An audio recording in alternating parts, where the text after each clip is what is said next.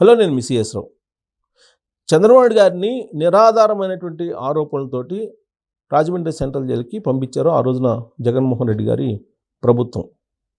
జగన్మోహన్ రెడ్డి గారి మాటలు విని ఆయన చెప్పినటువంటి మాటల్ని శిరోధార్యంగా తీసుకొని ఆ రోజు ఉన్నటువంటి కొంతమంది ఐపీఎస్లు అలాగే కొంతమంది ఐఏఎస్లు కలిసి లేనటువంటి తప్పుని ఉన్నట్టు క్రియేట్ చేసి చట్టానికి విరుద్ధంగా చంద్రబాబు నాయుడు గారిని రాజమండ్రి సెంట్రల్ జైల్లో 53 రోజుల పాటు ఉంచగలిగారు.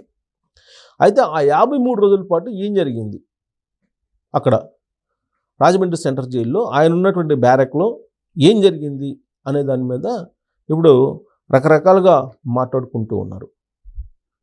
జనసేనకు సంబంధించినటువంటి పులిశెట్టి శ్రీనివాస్ ఎమ్మెల్యే ఆయన అసెంబ్లీలో చంద్రబాబు నాయుడు గారు 53 రోజులు రాజమండ్రి సెంట్రల్ జైల్లో బ్యారక్లో ఉన్నప్పుడు ఏం జరిగింది అనే దాని మీద ఒక ఎంక్వైరీ వేయాలి, ఒక సిట్ లాంటిది ఏర్పాటు చేయాలి, లేదా హౌస్ కమిటీని వేయాలి, వేసి హౌస్ కమిటీని అసలు ఆ 53 రోజుల పాటు ఏం జరిగింది అనే దాని మీద ప్రజలకు తెలియచేయాలి అనేటువంటి ఒక డిమాండ్ చేశారు.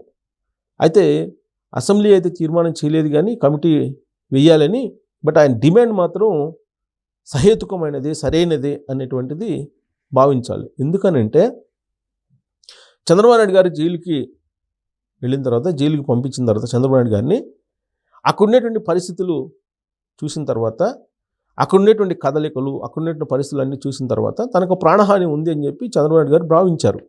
అదే విషయాన్ని ములాఖాత్ సందర్భంగా కలిసినటువంటి కుటుంబ సభ్యులకి షేర్ చేశారు. కుటుంబ సభ్యులు మీడియాకు కూడా తెలియజేశారు. ఏం చేశారు? చంద్రబాబు నాయుడు గారిని భౌతికంగా లేకుండా చేయడానికి ప్రయత్నం జరుగుతోంది, అక్కడ డ్రోన్స్ని ఎగురవేస్తున్నారు, రాత్రి వేళల్లో ఆ బ్యారక్ దగ్గరికి వచ్చి డిస్టర్బ్ చేస్తున్నారు ఎవరో కొంతమంది, ఇలాంటివన్నీ కూడా బయటకు వచ్చాయి. అంతేకాదు అక్కడ దోమల మందు అని చెప్పి ఆ దోమల మందులో ఏదో రసాయనాన్ని కలిపి పిచికారీ చేస్తున్నారు. ఆ కారణంగా చంద్రబాబు నాయుడు గారికి ఆల్రెడీ ఆయనకి చర్మ సంబంధించినటువంటి డిసీజెస్ ఉన్నాయి, అది మరింత పెరిగి ఆయన ప్రాణానికే ముప్పు పొంచి ఉంది అనేటువంటి ఒక అభిప్రాయం, అలాంటి ఆందోళన అప్పట్లో తెలుగుదేశం పార్టీలో బాగా వినిపించింది, తెలుగుదేశం పార్టీ క్యాడర్లో కూడా బాగా వినిపించింది.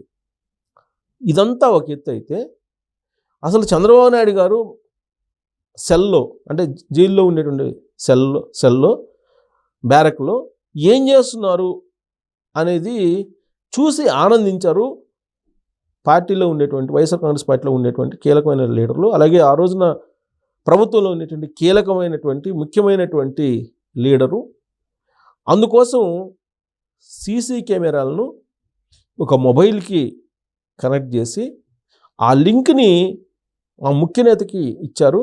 ఆ ముఖ్యనేత ఆ మొబైల్లో సీసీ కెమెరాల ద్వారా వచ్చేటువంటి ఫుటేజ్ని వాటిని చూసుకుంటూ మానసిక ఆనందాన్ని పొందారు అనేది అసెంబ్లీలో బొలిశెట్టి శ్రీనివాస్ గారు ఎమ్మెల్యే హోదాలో ఆయన వ్యక్తపరిచారు. అందుకే దీని మీద అసలు ఏం జరిగింది అనే దాని మీద ఖచ్చితంగా ఎంక్వైరీ చేయాలి అనేటువంటి ఒక డిమాండ్ అయితే చేశారు.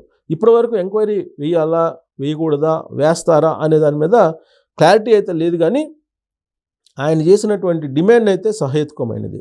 ఆ రోజు వచ్చినటువంటి కొన్ని అంశాలు కానీ, లేదా ఒక ముఖ్య నేత సీసీ కెమెరాలు సంబంధించినటువంటి ఫుటేజ్ని చూస్తూ ఉన్నారు, ఆయనకి ఆ లింక్ కూడా పంపించారు. ఆ లింక్ పంపించి సీసీ కెమెరాలను ఏర్పాటు చేసేటువంటి ఈ ప్రక్రియనంతా కూడా పోలీస్ శాఖలో ఉన్నటువంటి కొంతమంది ఏర్పాట్లు చేశారు అనేది కూడా వినిపిస్తూ ఉంది. ఆ విషయాన్ని కూడా చెప్పారు ఎవరో బొలిశెట్టి శ్రీనివాస్ ఎమ్మెల్యే హోదాలో అసెంబ్లీ వేదికగా జరిగినటువంటి చర్చ ఇదంతా కూడా. సో కాబట్టి ఇప్పుడు అది బయటికి రావాలంటే కనుక ప్రత్యేకమైన కమిటీని వేయాలి, ప్రత్యేకమైన విచారణకు ఆదేశించాలి.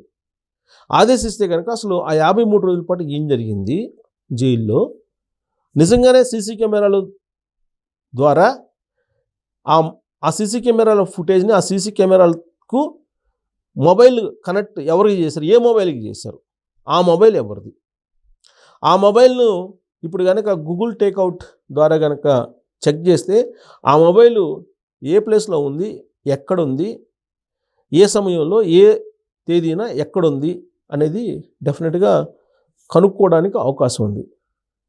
ఆ రోజున కూడా చంద్రబాబు నాయుడు గారు ని రిమాండ్కి పంపించేటువంటి రోజు కూడా ఆ రోజున అడ్వకేట్ చంద్రబాబు నాయుడు గారి తరఫు నుంచి వాదిస్తున్నటువంటి అడ్వకేట్ కూడా ఆ రోజు చెప్పింది ఏంటంటే ఐపీఎస్లకు సంబంధించి చంద్రబాబు నాయుడు గారిని అరెస్ట్ చేసినటువంటి పోలీసులకు సంబంధించినటువంటి మొబైల్ డేటా, ప్రత్యేకించి విజయవాడ కమిషనర్గా ఉన్నటువంటి పోలీస్ ఆఫీసర్కి సంబంధించిన మొబైల్స్ ఇవన్నీ కూడా సీజ్ చేయాలి.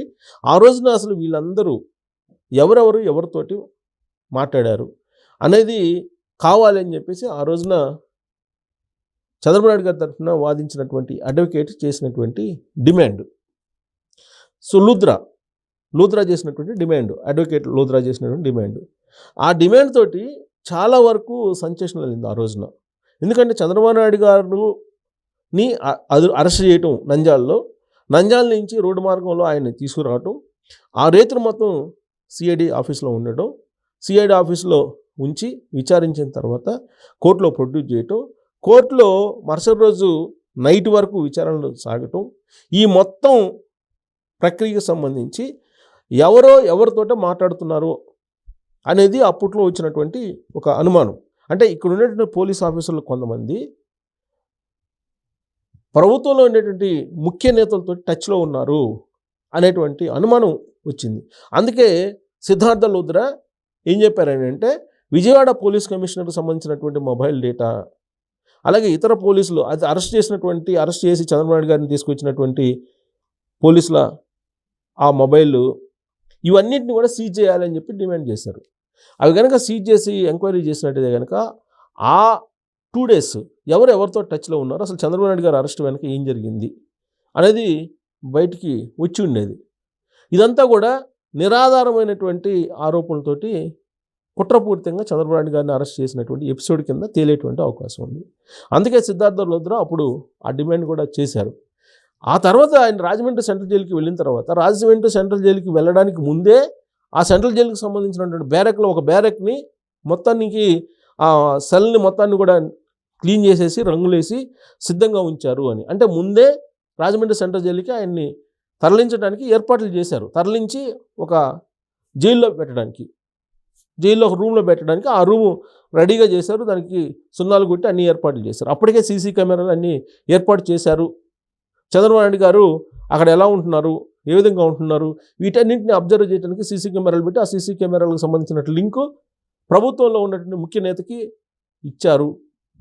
అది కొంతమంది జైల్లో ఉండేటువంటి అధికారులు అలాగే పోలీసులు ఈ పని చేశారు అనేది ఉన్నటువంటి అనుమానం. దాన్ని అసెంబ్లీ వేదికగా బొలిశెట్టి శ్రీనివాస్ గారు ఎమ్మెల్యే హోదాలో ఆయన లేవనెత్తారు. దీని మీద ఎంక్వైరీ చేయాలి, సీన్ రీకన్స్ట్రక్షన్ చేసి అసలు సీసీ కెమెరాలు ఎన్ని ఏర్పాటు చేశారు, ఆ సీసీ కెమెరాలు ఎలా కనెక్ట్ చేశారు, ఇవన్నీ కూడా బయటకు రావాలంటే ప్రత్యేకమైనటువంటి కమిటీని ఏర్పాటు చేసి హౌస్ కమిటీనో లేదంటే పోలీసులకు సంబంధించిన సిట్నో ఏదో ఏర్పాటు చేసి దీని మీద స్పష్టత తీసుకురావాల్సిన అవసరం ఉంది అని చెప్పి డిమాండ్ చేశారు.